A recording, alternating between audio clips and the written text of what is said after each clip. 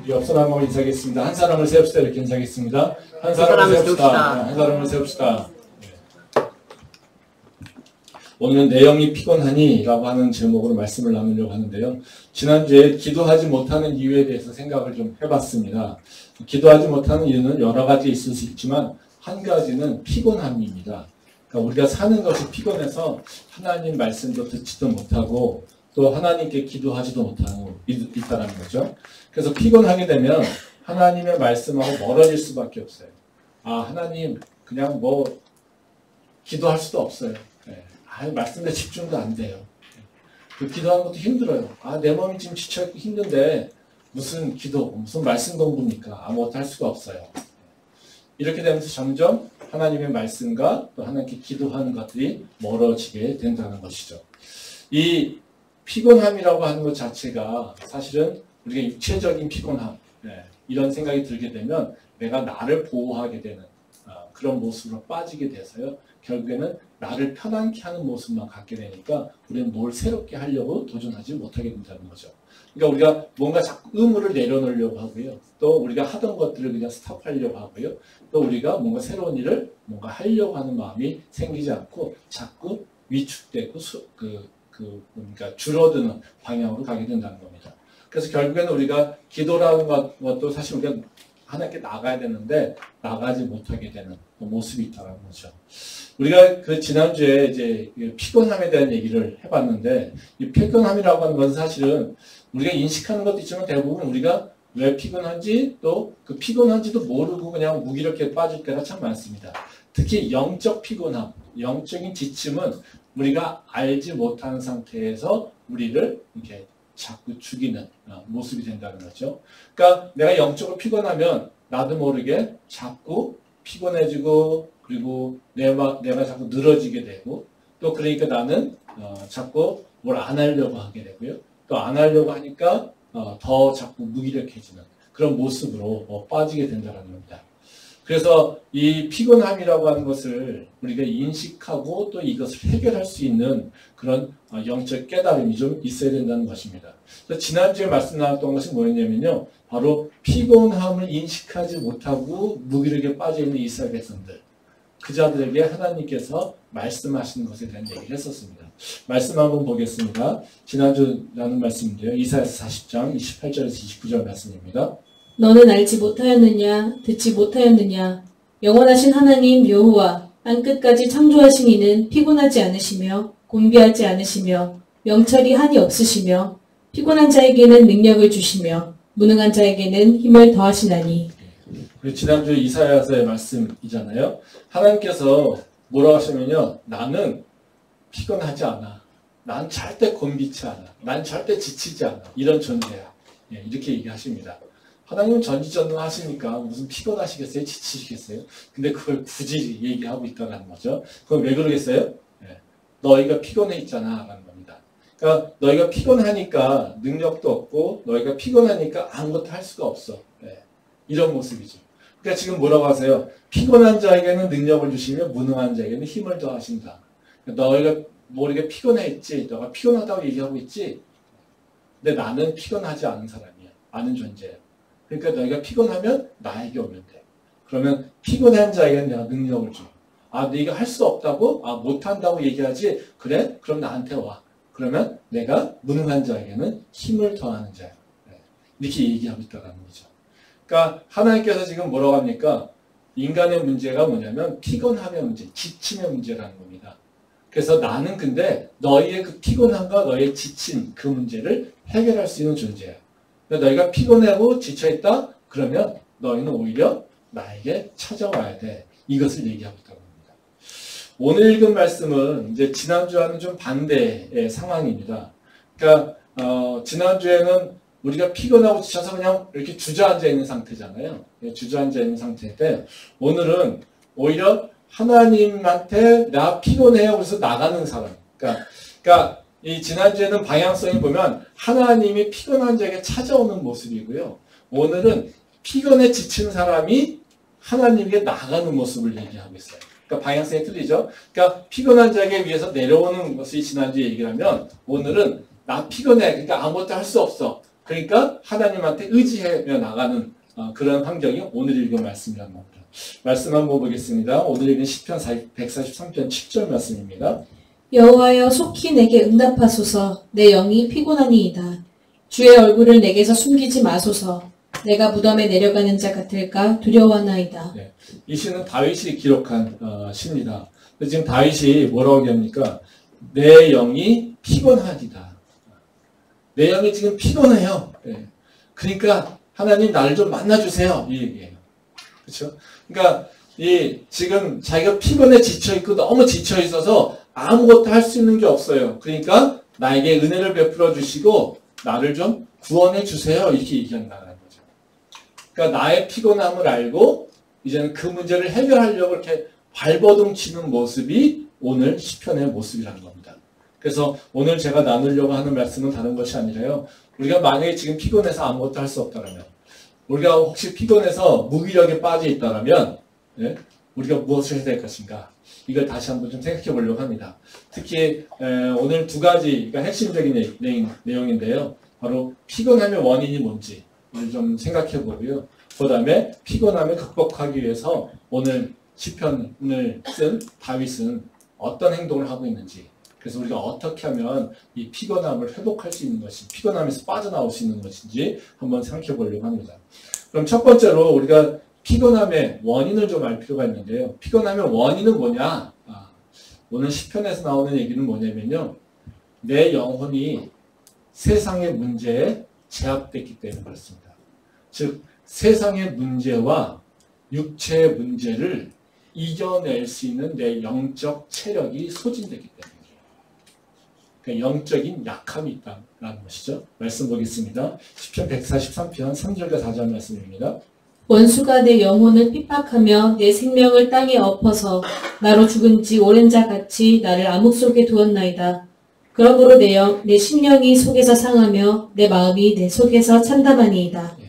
이 말씀은 다윗이 자신의 모습을 하나님께 지금 아뢰고 있는 모습이에요. 지금 다윗이 그 원수가 자신을 핍박하여 죽은 지가 오랜 자 같이 자기는 암흑 속에 있다고 얘기합니다. 이 시편의 배경은 뭐냐면요. 그 다윗이 압살롬 아들에게 압살롬에게 쿠데타를 당하죠. 그래서 도망을 가게 됩니다. 그때 이 도망갈 때 지은 시가 바로 이 시예요. 그러니까 지금 다윗의 입장에서 어때요? 육체적으로 뿐만 아니라 영적으로도 굉장히 매우 힘든 상황이었을 것이에요. 그러니까 지금 자기가 누구한테 쿠데타를 당했냐면요. 자기가 믿고 있는 아들에게 쿠데타를 당하고 있는 거예요. 그러니까 그래서 그 아들이 자기를 죽을까봐 걱정하고 있는 거예요.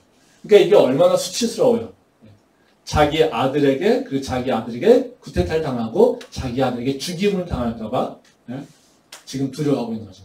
그러니까 이게 얼마나 마음적으로도 상처일 뿐만 아니라 또 외부적으로도 얼마나 수치스럽겠습니까? 내가 지금 어떻게 살았는가? 나는 지금 무엇을 위해서 살았는가? 뭐 여러 가지 생각이 좀 들겠죠. 그렇죠?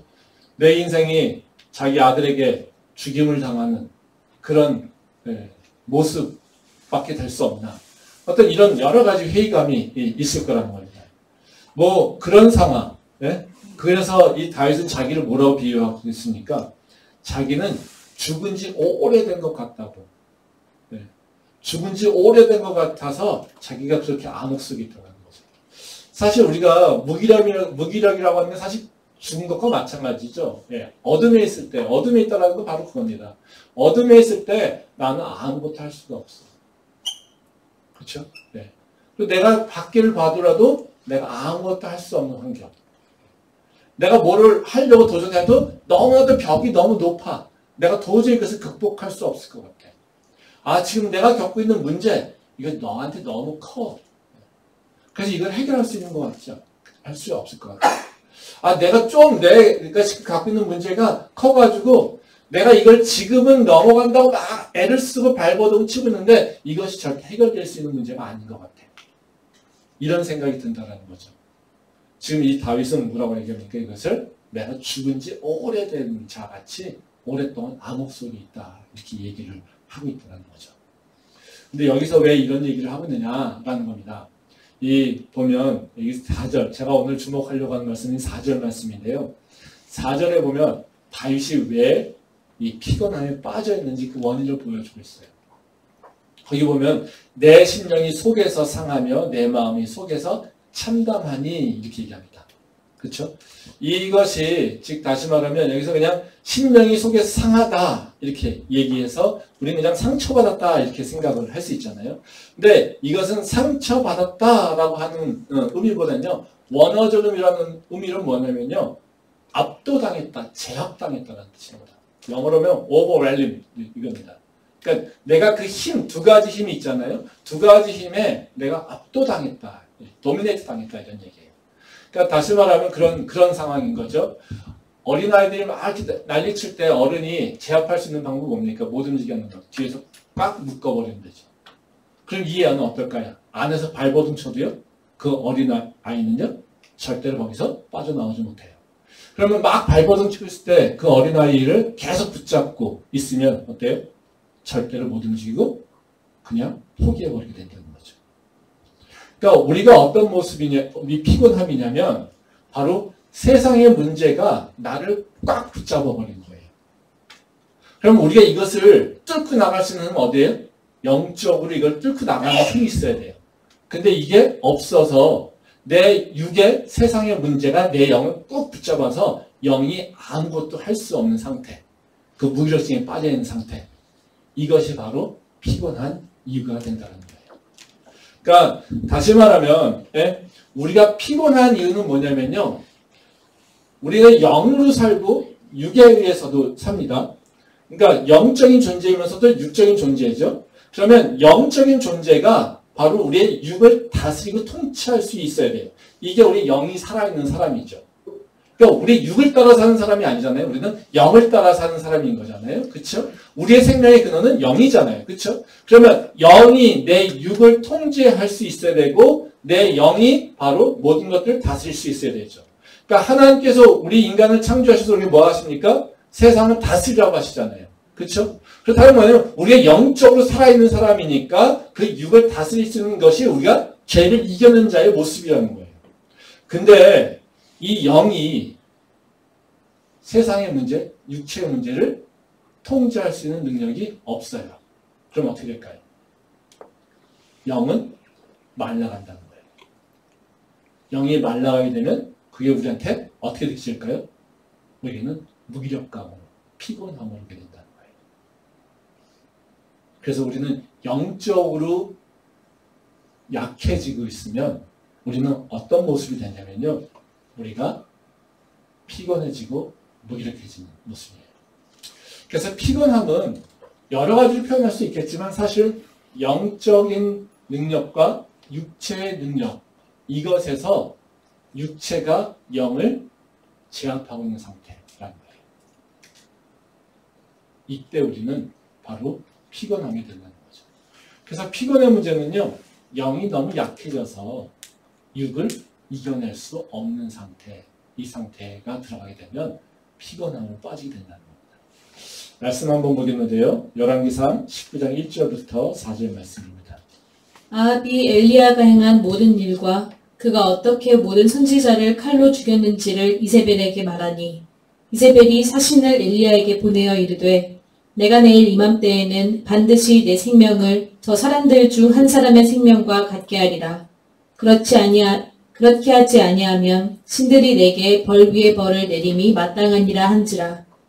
그가 이 형편을 보고 일어나 자기의 생명을 위해 도망하여 유다에 속한 베엘세바에 이르러 자기의 사환을 그곳에 머물게 하고 자기 자신은 광야로 들어가 하룻길쯤 가서 한 로뎀나무 아래에 앉아서 자기가 죽기를 원하여 이르되 여호와여 넉넉하오니 지금 내 생명을 거두시옵소서.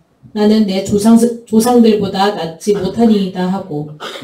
이 말씀은 뭐 피곤함에 대한 얘기를 할 때마다 가장 많이 인용되는 성경 구절입니다. 선지자 엘리야가 무기력에 빠져서 죽으려고 하는 장면이 바로 이 장면입니다. 그러니까 엘리야가 무기력에 빠져서 나 이제 쓸모없는 인간이에요. 나는요 아무것도 할 수 있는 게 없어요. 그냥 빨리 날 죽여주세요. 이러고 얘기하고 있는 거라는 거죠. 근데 엘리야가 원래 이런 존재입니까? 아니죠. 이 엘리야, 이 열왕기상 19장에는 지금 엘리야가 아무 힘이 없어가지고요. 나 빨리 죽여주세요. 이러고 있는데, 사실 이 18장만 읽으면 어떤 사건이 일어나냐면요. 엘리야가 엄청난 능력을 행하는 자예요. 이 엘리야가 이스라엘 백성들한테 뭐라고 합니까? 야, 너희가 죄졌잖아. 너 빨리 하나님께 돌아와야 돼. 내가 잘못하고 있어. 빨리 회개하고 돌아와. 이러면서 엄청나게 강하게 세게 얘기합니다. 그랬더니 또 바알의 선지자들이 이제 싸움이 붙죠. 바알의 선지자 450명의 선지자하고 싸웁니다. 그래서 엘리야가 어떻게 해요? 혼자서 450명의 바알의 선지자들을 다 물리쳐버립니다. 생각해 보세요. 열왕기상 18장에는요, 엘리야가 엄청난 능력을 행하면서 다 나와봐. 내가 다 대항해 줄게. 이러면서 싸우고 있어요. 그래서 싸우고 승리했어요. 근데요, 19장에는요, 나 아무것도 할 수 있는 게 없어요. 빨리 죽여주세요. 이거예요. 어떻게 사람이 이렇게 갑자기 바뀔 수 있죠? 그렇죠? 근데 왜 그렇습니까? 엘리야가 바알의 선지자는 두렵지 않는데 지금 여기서 뭐라고 그래요? 바로 이세벨이라고 하는 왕비는 두려운 거예요. 그 바알의 선지자들이 다 패하고 했더니 바로 이세벨이 그 얘기를 듣고서 내가 반드시 저 엘리야를 죽일 거야. 이러면서 위협합니다. 그 소식을 듣고 엘리야가 두려움이 가득 찼어요. 그래서 그 문제를 해결하지 못하고요. 도망가고 있는 거예요. 즉 이세벨이라고 하는 존재가 딱 앞에 들어왔을 때 그 엘리야의 영적인 모습은 쇠퇴하고 말했다는 거죠. 다시 말하면 무슨 얘기입니까? 엘리야가 바알의 450명의 그 선지자들이 붙었을 때 하나님에 의해 충만하세요. 그것이 그 엘리야의 그 영적인 상태가 그들을 능히 이겨낼 수 있는 상태였어요. 근데 이게 적이 바뀌었어요. 적이 바뀌어서 이세벨이라고 하는 존재가 딱 드러나면서 이가 엘리야를 죽일 거야. 그렇게 얘기하니까 지금 엘리야의 영적 상태는요. 이세벨이라고 하는 존재는요. 통제할 수 없는 모습이었다는 거죠. 근데 똑같은 엘리야의 상태인데 지금 외부의 세력이 어느 것이 더 커졌느냐, 큰 것이 왔느냐에 따라서 지금 이 엘리야는 무기력에 빠지게 됐다는 것입니다. 그러니까 우리가 피곤함이라고 하는 것은요, 언제 오게 되냐면요, 그냥 단번에 우리가 예배 안 드려 이러니까 빠지고 이런 게 아니에요. 우리는 계속해서 어떻게 옵니까? 외부의 충격이 계속 와요. 외부의 문제가 계속 와요. 근데 이 어느 순간 내가 외부의 그 짐들이, 외부의 문제들이 내가 버겁게 느껴지는 거예요. 근데 이 외부의 문제를 해결하면서 나가 어떻게든 지쳐있겠죠? 지쳐가는 과정 가운데 이 영적인 것이 같이 쇠퇴해버린 거예요. 소진되어버린 거예요. 그러니까 내 영적인 능력이 소진해버리니까 내가 외부의 환경을, 그리고 외부의 문제들을 내가 통제하거나 그리고 다스릴 수 있는 능력을 놓쳐버리게 된 거라는 거죠. 원인은 뭡니까? 사실 나에게 있어서는 계속해서 영과 육의 싸움인데 바로 육의 문제를 다스릴 수 있는 충분한 능력이 없을 때 나는 피곤함으로 무기력함으로 빠지게 된다는 거예요. 그래서 우리는 그냥 피곤함을 단순하게 내가 열심히 하니까 내가 지금 지쳐있으니까 내가 너무 일을 많이 했어 이렇게 생각하고 있지만요. 사실 뭐의 문제입니까? 일을 많이 할 수 있는 영적인 체력이 없는 상태. 그 일을 감당할 수 있는 체력이 없는 상태라는 거죠. 그게 바로 피곤하게 되는 가장 큰 원인인 거예요. 그럼 우리가 피곤함을 극복하기 위해서는 뭘 해야 될까요? 다른 것이 아닙니다. 생각해보세요. 둘 중에 하나예요. 지금 두 개의 힘이라고 했잖아요. 외부의 힘과 내 영적인 힘. 이 두 개가 싸워서 영적인 것이 져버리면 나는 어디로 빠진다고요? 피곤함으로 빠진다고 했어요. 그쵸? 그럼 뭘 해야 돼요? 이쪽 힘을 줄이든지. 그쵸? 그래서 내 문제를 내가 내 영적으로 해결할 수 있는 정도까지 문제를 줄이든지. 그쵸? 그럼 어때요? 내 이 문제가 줄어드니까 내가 연약한 영의 상태로도 이걸 해결할 수 있겠죠. 그쵸? 근데 이 방법은 어때요? 우리가 더 할 수 없는 거예요. 왜? 외부적인 문제는 내가 통제할 수 있는 게 아니에요. 내가 해야 될 일들이 내가 통제해서 오나요? 아니죠. 그렇죠? 네. 내가 이 외부의 일을 내가 통제할 수 없는 상태에서 내한테 오잖아요. 직장에서 너 보니까 너의 영적 능력은 요 정도야. 이렇게 요만큼만 주나요? 물론 좋은 보스는 그렇게 하죠. 근데 절대 그렇지 않아요. 문제는 계속해서 와요. 그러니까 외부의 문제들이 나한테 들어오는 것을 내가 통제할 수 있는 능력은 없어요. 뭘 통제할 수 있습니까? 내 체력을 강하게 하는 수밖에 없어요. 뭐요? 영적인 능력을 강하게 하는 수밖에 없다는 거죠. 그래서 우리가 피곤함을 극복하기 위해서는요, 해야 될 일은 뭐냐면요, 일이 많아서라고 하는 것보다는 어떻게 해요? 내가 그 일을 다룰 수 있는 영적인 체력을 회복하는 거예요. 사람들이 그런 얘기 하잖아요. 일이 많으니까 더 기도해야 된다고. 그렇죠? 그건 뭐예요? 왜 그러겠어요? 내가 일을 더 많이 감당하려면 그 능력이 있어야 돼요. 그러니까 더 기도할 수밖에 없어. 이 말 속에는 무슨 얘기겠습니까? 일이 많으니까 내가 그 일을 감당할 수 있는 영적 체력이 있어야 되는 거예요. 근데 일이 많다고 기도를 하지 않고 그리고 하나님과 멀어지게 되면 내 영적 체력은 어떻게 될까요? 더 약해지겠죠. 그러면 결국은 어떤 일이 일어날까요? 일에 잡혀먹게 된다. 다스리는 자가 아니라 잡혀먹는 존재가 된다는 거예요. 그래서 가장 기본적인 원리는 그겁니다. 내가 세상의 문제를 다룰 수 있는 영적인 강인함을 내가 키워가는 거예요. 이게 우리가 피곤함에서 회복하는 가장 근원적인 방법이라는 거죠. 그러면 우리가 이거를 내 영적인 것을 어떻게 강하게 될까? 이것의 문제죠. 우리가 피곤함을 회복하는 것은 내가 내 영을 강건하기 위해서 내가 어떻게 해야 될까라고 하는 것이 바로 우리가 직면하는 문제예요. 그래서 오늘 말씀에서는요, 두 가지 얘기를 하고 있어요. 그래서 오늘 다윗이 한 행동을 통해서요, 바로 우리는 어떤 방법을, 어떤 모습으로 나가야 될지 한번 생각해 보도록 하겠습니다. 먼저 이제 다윗이 자신의 그 영적 피곤함을 회복하기 위해서 한 일은 뭐냐면요, 회개입니다. 나를 돌아보면서 자신의 모습을 회개하고 하나님께 나가고 있어요. 이게 다윗이 한 방법이에요. 말씀 보도록 하겠습니다. 시편 143편 1절과 2절 말씀. 여호와여 내 기도를 들으시며 내 간구에 귀를 기울이시고 주의 진실과 의로 내게 응답하소서. 주의 종에게 심판을 행하지 마소서. 주의 눈앞에는 의로운 인생이 하나도 없나이다. 이 말씀은 이제 시편 이 시의 주제입니다. 히브리 시의 대부분의 주제는 1절과 2절에서 나와요. 근데 여기서 지금 다윗이 그 하나님이 어떤 분이냐고 하는 것을 기록하고 있냐면요, 하나님은 신실하시며 하나님은 의로우신 분이야.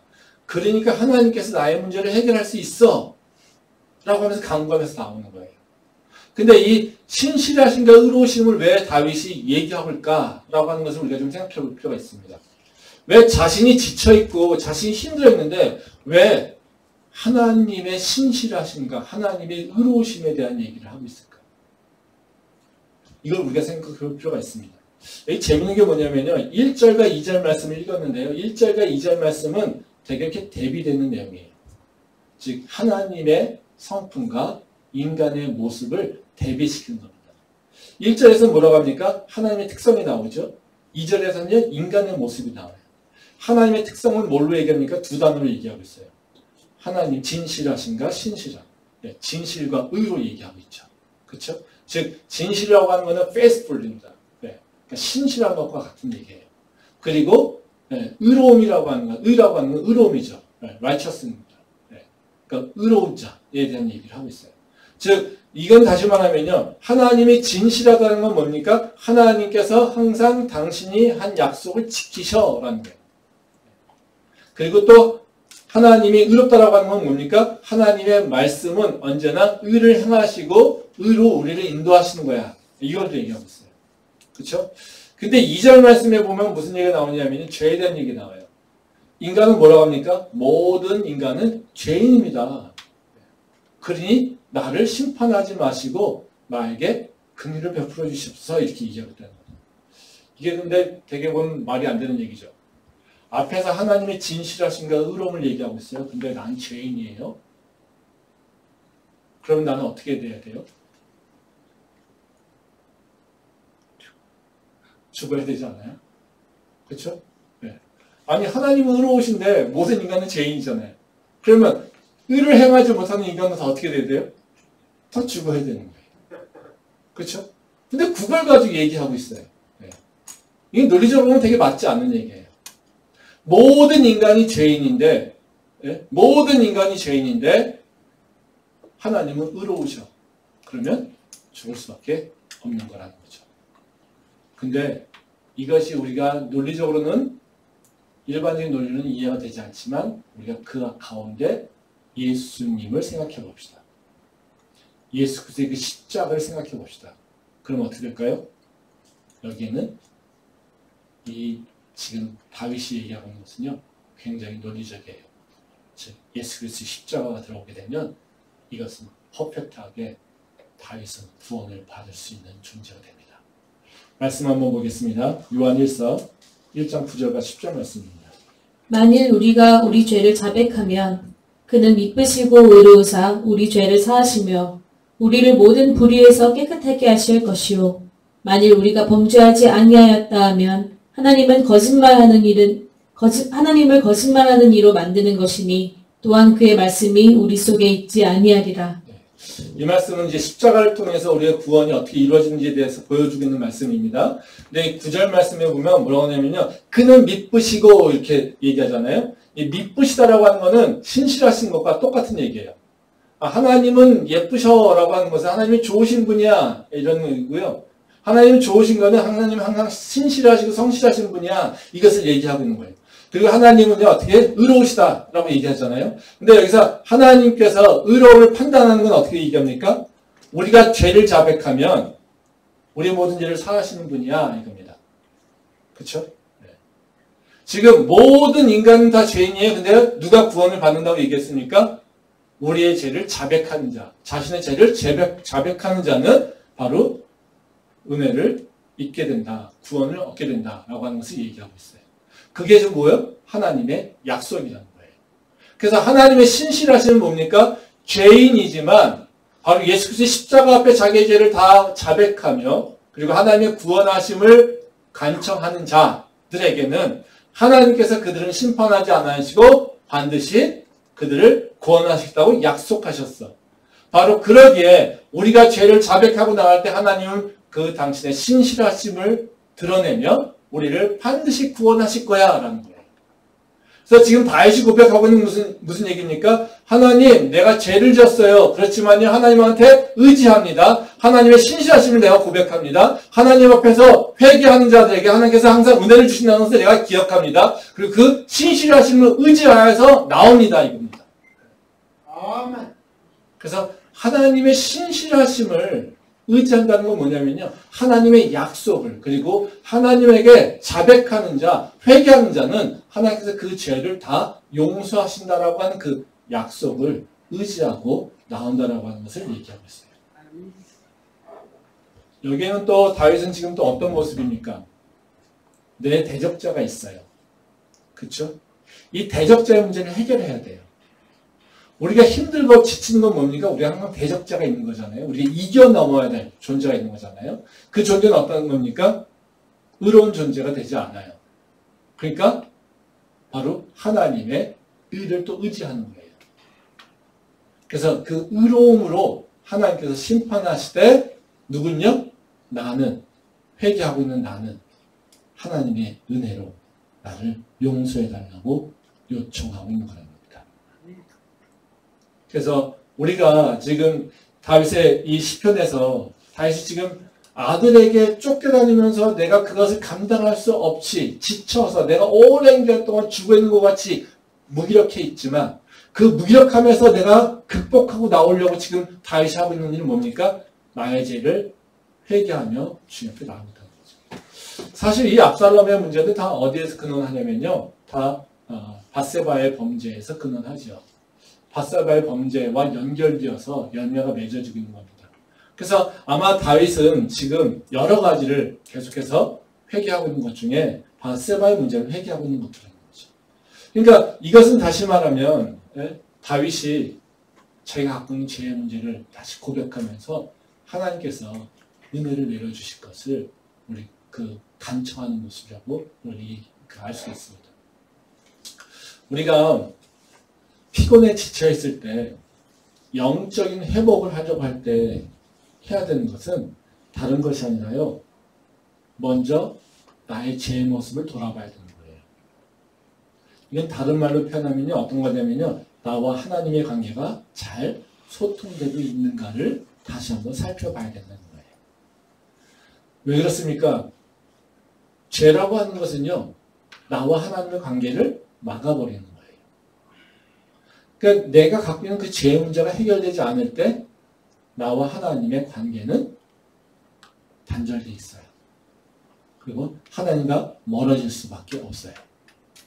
그러니까 우리가 내 피곤함, 내 영적인 연약함에서 나오는 건데 그 영적 연약함이라고 하는 것은 하나님과 함께하고 있지 않을 때 하나님의 영으로 새로워지지 않을 때 일어나는 문제라고 했잖아요.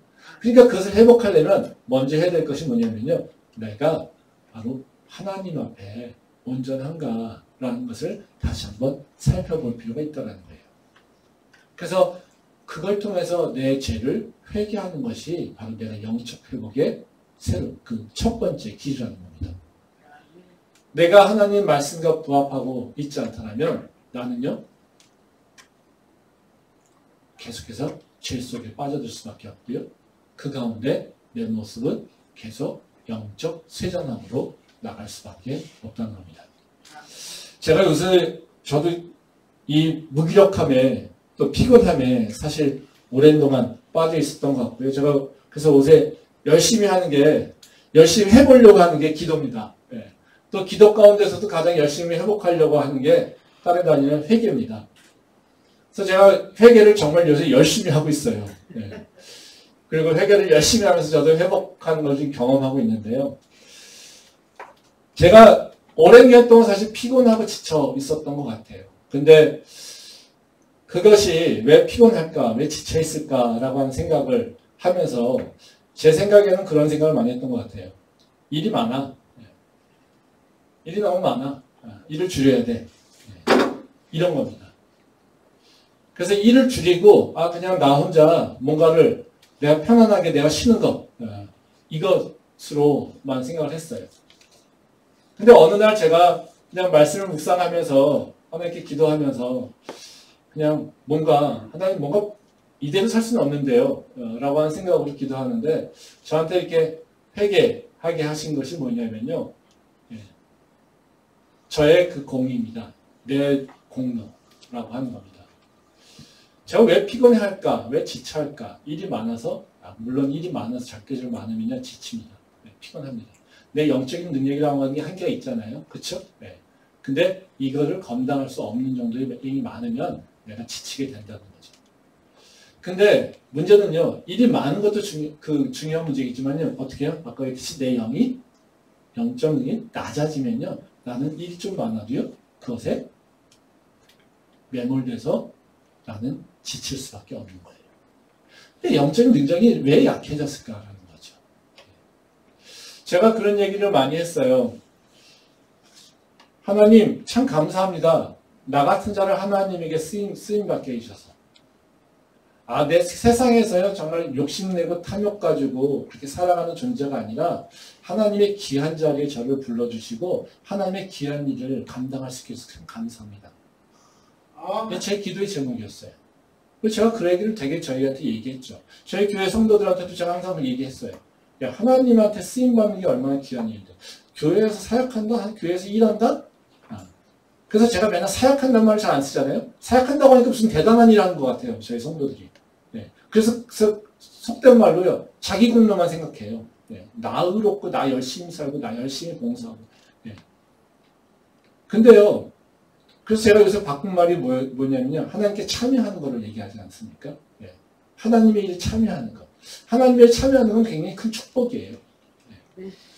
근데 제가 그렇게 생각하고 우리 성도분들에게도 얘기했던 거는 하나님에게 쓰임받는 것이 얼마나 중요한지 알아? 얼마나 축복된 것인지 알아? 이 얘기를 많이 했어요. 근데 제가 어느 순간부터 제가 지치고 어느 순간부터 영적으로 약해졌겠죠. 그때부터 저 안에 들어왔었던 생각은 뭐냐면요. 이렇게 사역해야 되나? 내가 사역하는 게 무슨 의미가 있지? 내가 무슨 열매가 있지? 뭘 하고 있는 거지? 내가 잘하고 있는 건가? 이런 생각을 참 많이 했다는 거죠. 이렇게 수고해서 뭐 하지? 이렇게 수고하는 게 맞는 건가? 내 인생은 뭐지? 다시 말해 이런 생각이 왜 들어갔을까요? 하나님이 아니라 나를 보기 시작한 거예요. 내가 수고하고 내가 열심히 하고 내가 노력하고 내가 열매를 맺고 나는 그 열매를 누려야 되는데 이런 생각이 들어오게 된 것이죠. 다시 말하면 뭐예요? 하나님의 은혜가 빠지고요. 내가 수고한 것이 내 눈에 먼저 들어온 거예요. 그러니까 이분은 뭐라고 합니까? 하나님 나를 사용해 주셔서 참 감사해요. 네. 근데 속으로는요. 근데 내가 이렇게 사는 게 맞나? 네. 이렇게 피곤한데? 이게 맞을까? 이런 생각이 든다라는 거죠. 네. 근데 이것을 못 보다가요. 어느 순간 보기 시작했어요. 제가. 그러면서 여기서는 맨날 회개를 합니다. 하나님 참 잘못했어요. 제가. 네. 정말 아무런 능력 없는 놈 갖다가 썼더니 이제 좀 컸다고 지 잘났다고 지가 더 열심히 했다고 지가 열매 맺었다고 그러고 있네요. 하나님께 쓰임받는 것이 얼마나 큰 축복된 건 일인데 하나님께 쓰임받는 것이 얼마나 바로 은혜를 누리는 일인데 그거를 잃어버리고 살았습니다. 제가 맨날같이 회개하는 게 바로 그런 분이에요.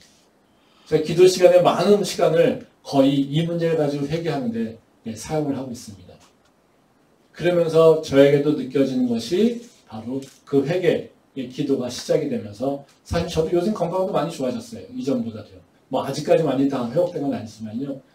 많이 좋아지고 저도 다시 마음 가운데 새로운 계획도 세우고요. 또 새로운 뭔가 이제 해야지. 이 상태로 살 수는 없지. 앞으로 살 날도 많은데 이제 뭔가 또 해야지라고 하는 생각으로 저도 마음가짐을 잡고 바꿔가고 있습니다. 우리가 내 모습에서 내 잘한 것들만 보면서 내 모습 가운데 하나님을 놓쳐버리면 나는 그저 나락으로 떨어지게 됩니다. 나락으로 떨어진다는 것은 맨 처음부터 떨어지는 것이 아니라요. 피곤하고 지쳐있다는 거예요. 그리고 그때부터는 뭐요? 감사가 없고요. 하나님의 은혜를 고백하고 있지 않고요. 내 수고하고 내 노력한 것밖에 보이지 않는다는 거예요. 그래서 내가 수고했으니까 무슨 열매가, 내가 수고하고 봉사했으니까 헌신했으니까 이런 축복이, 뭐 이런 것들이 계산되기 시작한다는 거예요. 그러면 그 가운데는 하나님이 없는 거죠. 그리고 하나님을 믿는다고 얘기하고 있지만 하나님과 관계는 이미 깨져버린 관계가 된 거예요. 그러면 자연스럽게 우리는 말라가게 되는 겁니다. 내 영이 말라가는 거죠. 한번 생각해 보세요. 내가 잘났다고 생각할 때 기도할 이유가 있나? 경험적으로 과거를 한번 생각해 보세요. 내가 열심히 하고 내가 수고하고 있어 라고 하는 생각을 할 때 나는 기도했었나? 나는 주님 앞에 회개했었나? 한번 돌아보십시오. 내가 수고하고 잘하고 있어? 나는 이 정도 봉사하면 돼? 이 정도면 나는 잘 살고 있어? 이 정도면 하나님 앞에 올바른 사람이야? 그 생각이 들 때 나는 뭘 할까? 기도했나? 말씀 보고 있나? 하나님께 통렬히 주님을 붙잡고 있나? 이걸 한번 생각해 보십시오. 이걸 놓친다고 바로 죽지 않아요. 내가 잘났다고, 나 열심히 산다고 생각할 때, 나 잘 믿고 있다고 생각할 때 나는 죄 짓고 있지만요. 나는 그렇다고 하나님께서 반드시 한 번에 쳐 죽이지 않으세요.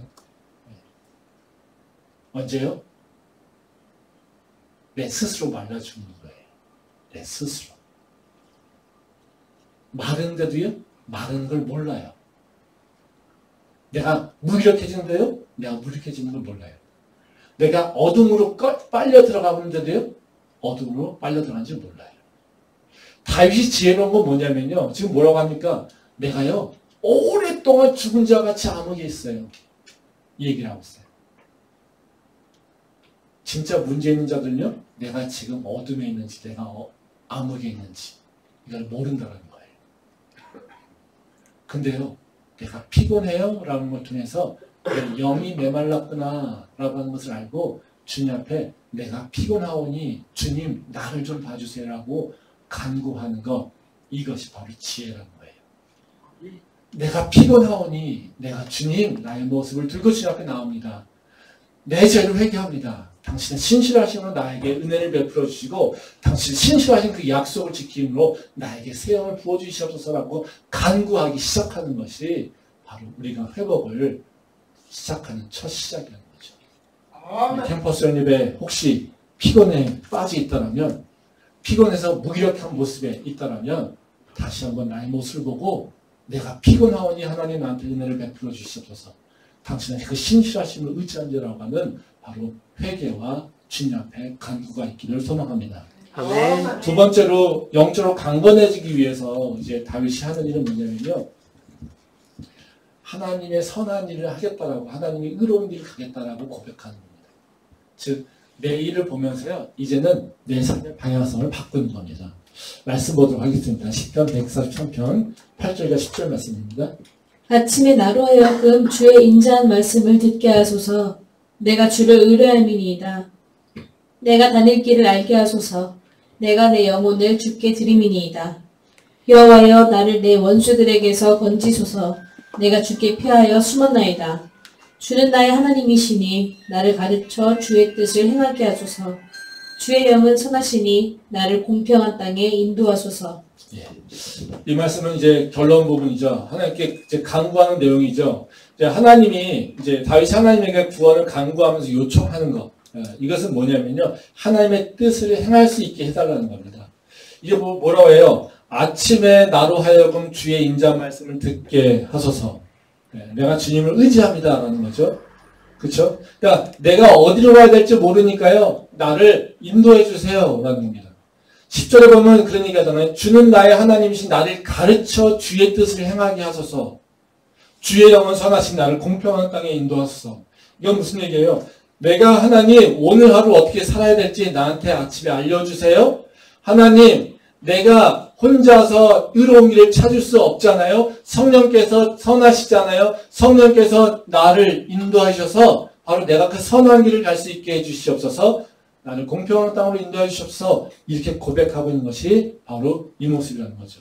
지금 다윗이 무슨 얘기하고 있어요? 회개하고 난 이후에 이제는 하나님 내가 내 뜻대로 살아가는 것이 아니라 하나님 뜻에 따라 살아갈게요. 그리고 내가 그 뜻을 따라갈 수 있도록 나한테 지혜를 주시고 나를 가르쳐 주시고 내가 가야 될 길을 깨닫게 해 주시옵소서. 이렇게 주님을 의지하고 있다는 거예요.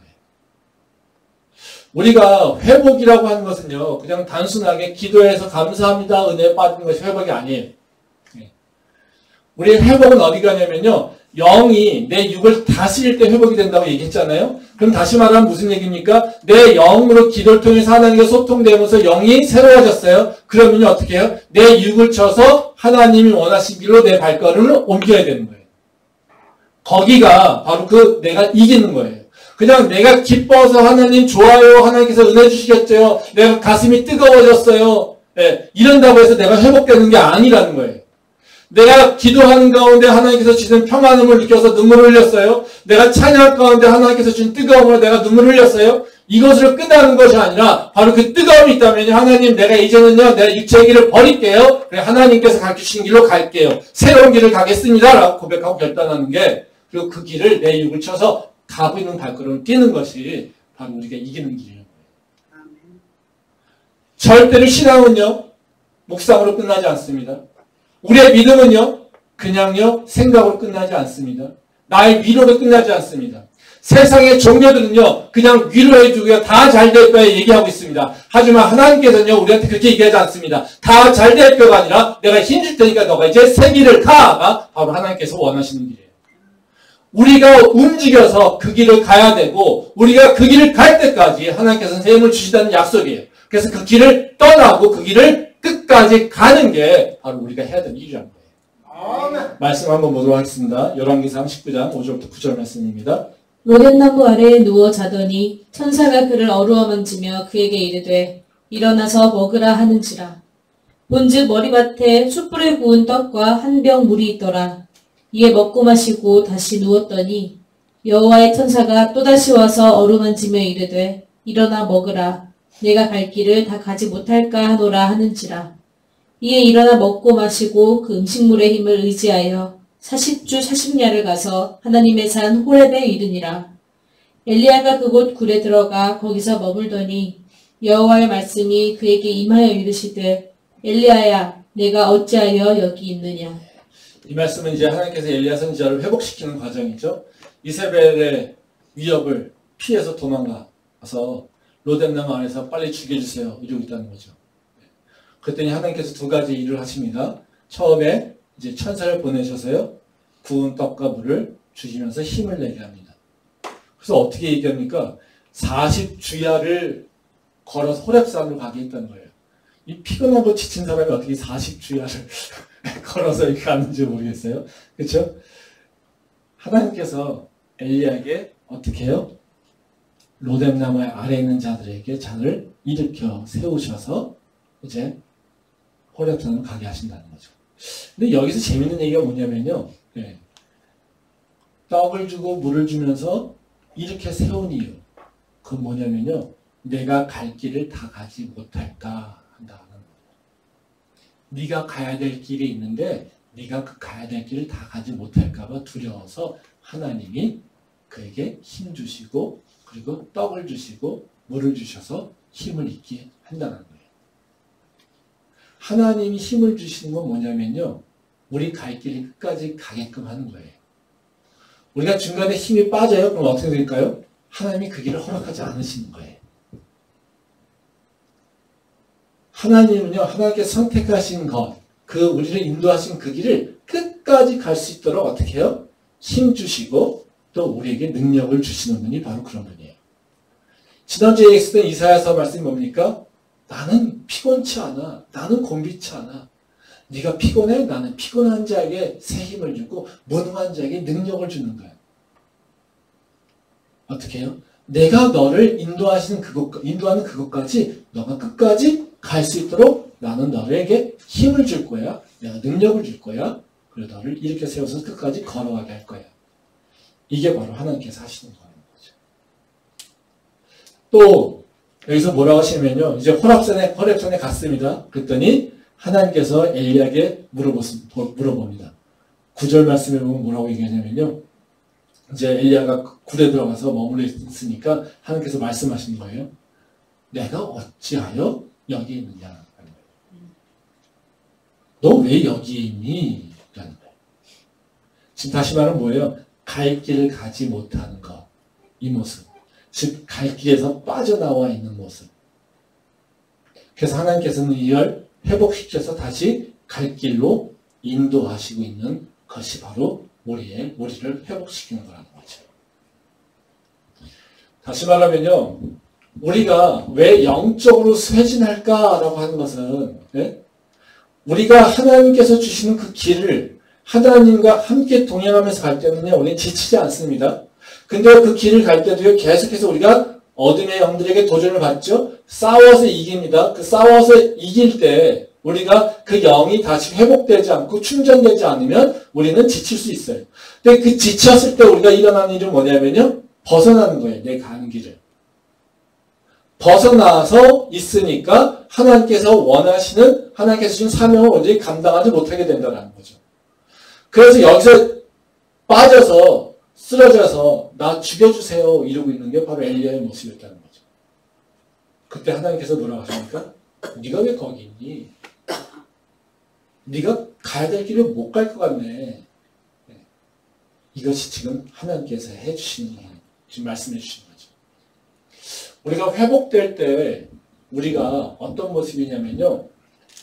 내가 이제 가야 될 길이 뭔지를 결단케 되는 거예요. 내 모습을 다시 돌아보면서 내가 갈 곳은 이거구나라고 하는 다시 믿음의 확신이 생기는 거예요. 내가 지쳐있고 피곤할 땐 내가 가야 될 길이 흐릿해집니다. 그 사명이나 비전 흐릿해져요. 아, 이쯤에서 이게 됐어 이제. 이런 모습으로 바뀌게 돼요. 아이 뭐 그런 거를 해. 그 안 해도 돼. 뭐 나만 이렇게 요란스럽게 믿어.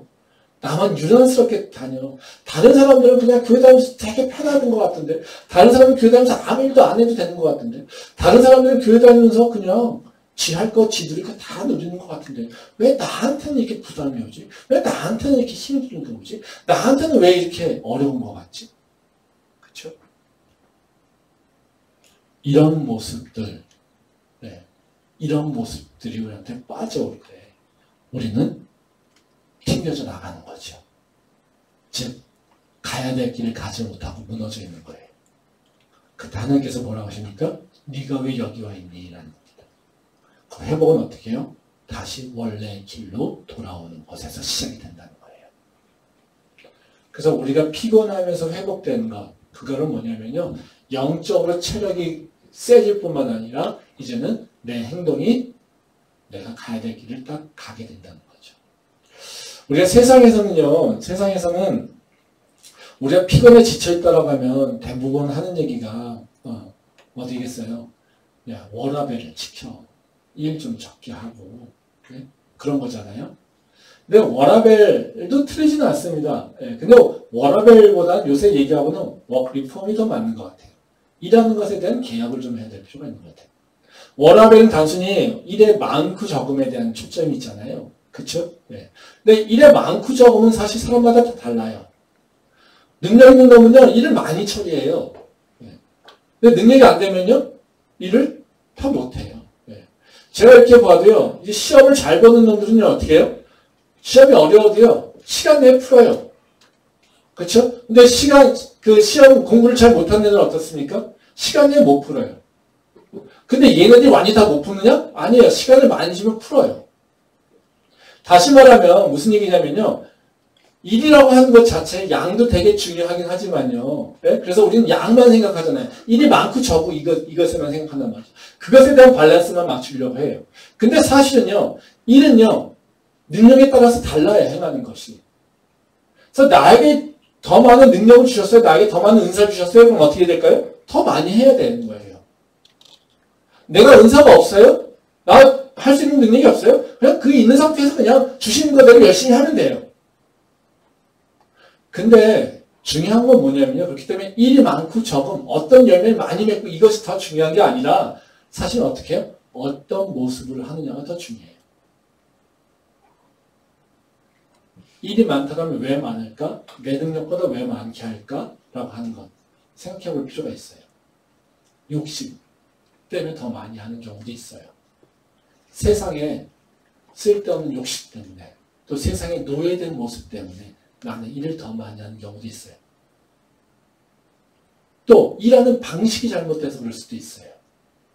또 내가 지금 잘못된 길을 가고 있기 때문에 그럴 수도 있어요. 우리가 이 부분에서 우리는 다시 돌아봐야 돼요. 그러니까 그냥 단순하게 세상에서는 워라밸로 양을 줄이는 것, 또 쉼을 늘리는 것 이런 차원이 아니라 우리는요. 하나님의 말씀에 따라서 내가 일하는 것들을 다시 한번 재편해 볼 필요가 있다는 거죠. 내가 지금 가장 지금 제대로 된 모습 일을 하고 있는가라는 겁니다. 근데 우리가 사람마다 다 환경이 좀 다르죠. 네. 근데 여기서 우리가 내 일하는 모습을 볼 때, 우리가 생각해 볼 필요가 있어요. 생각할 거는 두 가지예요. 네. 그럼 내가 일하는 모습이 나는 지금 하나님의 주신 능력으로 하고 있는가? 지금 하나님의 능력을 의지하고 있는가를 좀 평가해 볼 필요가 있어요. 다시 말하면 뭐냐면요. 나와 하나님과의 소통의 문제예요. 일이 많아서 하나님과 소통하는 시간을 접버렸어요. 어떻게 될까요? 오래가지 못해요. 그렇지 않겠어요? 내가 영적인 능력으로 내 일을 감당하고 있는데 내가 영적인 체력을 강건하게 하려고 노력하지 않아요. 그럼 어떻게 해요? 금방 무너져 버리게 돼 있어요. 그러니까 일을 열심히 한다고 운동 안 하고 자기 건강 관리 안 하고 한다고 생각해 보세요. 그럼 어떻게 됩니까? 그 일을 오래 지속할 수가 없어요. 그러니까 우리가 내 일하는 것을 리폼하려면, 개혁하려면 먼저 내가 지금 나하고 하나님의 관계의 소통은 어떻게 되고 있지? 라고 하는 걸 살펴볼 필요가 있어요. 나의 기도 시간은 보장되어 있는가? 내 예배 시간은 확보되어 있는가? 내가 하나님의 말씀을 묵상하는 시간이 있는가? 하나님과 내 삶의 문제를 놓고 기도하는 시간이 확보되어 있는가? 나는 지금 하나님과 소통을 제대로 하고 있는가? 혹시 나는 내 일하고 있는 것이 내 욕심과 내 탐욕 때문에 일하고 있는 건 아닌가? 라고 하는 것을 우리가 볼 필요가 있다는 거예요. 즉 내가 내 일을 기억하려면 나는 지금 하나님과 어떻게 소통하고 있는가를 다시 한번 볼 필요가 있어요. 그리고 두 번째로는요. 내가 지금 바른 자리에 있는가? 그 방향성을 볼 필요가 있습니다. 우리는 직장에서도 마찬가지고요. 그리고 가정에서도 마찬가지고요. 교회에서도 마찬가지고요. 우리에게 하나님께서 원하시는 길이 있어요. 사람마다 다 달라요. 하나님께서 우리한테 주신 달란트라든가 또 그때그때 그 조직 내에서 구성원들에게 요구하는 것들을 따라서 내가 감당해야 될 것이 있어요. 그러면 그것에 합당한 일을 하고 있는가? 그 일을 처리하는 과정들이 내가 하나님의 의를 드러내면서 하고 있는가? 이걸 다시 한번 돌아볼 필요가 있다는 거예요. 아멘. 그래서 자를 건 자르고 그리고 다시 방법을 바꿀 건 방법을 바꾸고 다시 내 것을 일하는 것을 개혁할 필요가 있다는 겁니다. 그게 회복을 하는 그 새로운 걸음으로 나가는 거라는 겁니다. 지금 엘리야를 회복시키는 방법도 하나님께서는 철저하게 뭐예요? 힘주실 뿐만 아니라 원래의 길로 돌이키는 것이 바로 하나님의 방법이라는 것이죠. 아멘. 저는 우리 스스로 모두가 다 저를 포함해서 다 우리 삶을 돌아볼 필요가 있어요. 그냥 입으로 지쳐있어 피곤해 라고 하는 것이 아니라요. 내가 지쳐있고 피곤하면 그 문제를 해결해야 되지 않습니까? 피곤하고 지쳐있어 이것을 해결하지 못할 때 나는 무기력으로 빠지게 되고요. 무기력으로 빠지게 되면요. 나 스스로 자존감과 그리고 나에 대한 어떤 의미를 찾지 못하는 경우가 참 많습니다. 그러면 우리는 우울에 빠지게 되고요. 그렇게 되는 부분이 있습니다. 그건 자연적인 현상이에요. 악순환의 꼴입니다. 그러면 하나님께서 우리한테 뭐라고요? 시그널을 주셨어요. 나 피곤하지. 나 무기력해지지. 할 수 없다 생각하지. 그러니까 네가 다시 눈을 돌려야 돼. 여호와를 앙망해야 돼. 여호와를 다시 바라봐야 돼. 그러면 네가 다시 독수리 날개쳐 올라가듯 새 힘을 얻을 수 있어 얘기하고 있습니다. 우리가 다시 눈을 들어서 하나님을 돌아볼 때 그리고 나의 모습을 돌아보며 주 옆에 회개하며 주의 말씀을 따라 가겠다라고 새로운 믿음의 결단이 있을 때 우리는 그 피곤함과 무력함을 이길 수 있다는 거죠. 우리 캠퍼스의 성도 여러분, 지쳤습니까? 피곤합니까?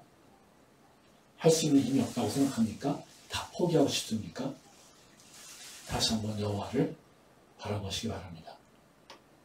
독수리 날개쳐 올라가는 새 힘을 준다라고 주님께서 약속하시는 그 약속을 그 신실하신 하나님을 다시 붙잡을 수 있기를 소망합니다. 아멘. 기도하겠습니다.